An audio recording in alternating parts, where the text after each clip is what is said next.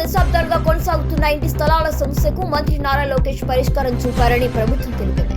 మన ఇల్లు మన లోకేష్ కార్యక్రమం కింద రెండో విడతలో సుమారు 3,000 పేద కుటుంబాలకు శాశ్వత ఇంటి స్థలాల పట్టాలు పంపిణీ చేయనున్నారు. అధికారుల వివరాల ప్రకారం ఈ నెల 21, 22 తేదీల్లో లబ్ధిదారులకు పట్టాల పంపిణీ కార్యక్రమాన్ని నిర్వహించనున్నారు. చాలా కాలంగా వివిధ కారణాలతో పెండింగ్ లో ఉన్న భూముల సమస్యలను పరిష్కరించి అర్హులైన కుటుంబాలకు యాజమాన్య హక్కులు కల్పించేందుకు ప్రభుత్వం చర్యలు చేపట్టింది.